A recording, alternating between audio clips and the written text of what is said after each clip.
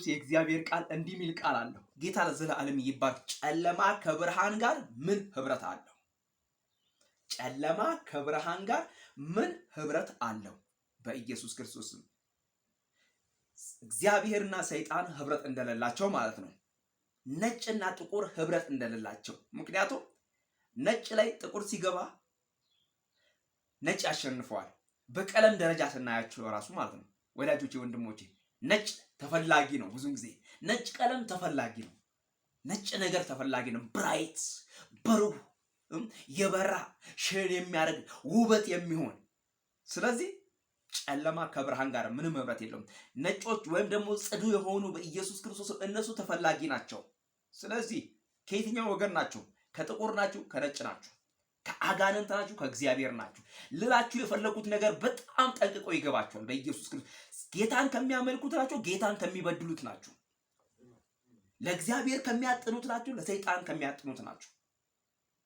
ጽድቅን ከሚያደርገው ወገን ናችሁ? ጉቦን ከሚበላ ወገን ናችሁ? በጽድቅ ከሚፈርድ ወገን ናችሁ? ፍርድን ከሚያጣምም ወገን ናችሁ? ራሳችሁን ጠይቁ። ለጌታ ከሚሰግድ ወገን ናችሁ? ለአጋንንት ከሚሰግድ ወገን ናችሁ? ስድብን የምታራግቡ ወገን ናችሁ? ዝማሬን የምታራግቡ ወገን ናችሁ? ወንጌልን ከፍ የምታደርጉ ወገን ናችሁ? ጸብን ከፍ የምታደርጉ ወገን ናችሁ?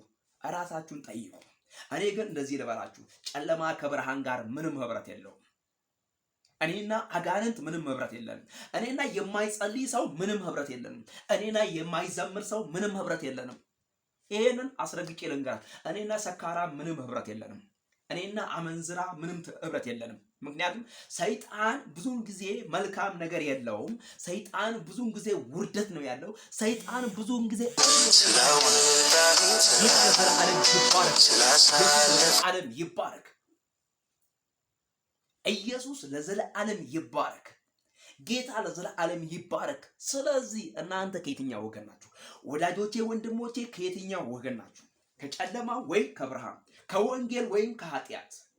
ከእግዚአብሔር ወይም ከሰይጣን? ስለዚህ ከየትኛው ወገን ናችሁ? ራሳችሁን ጠይቁ። ራሳችሁን ጠይቁ።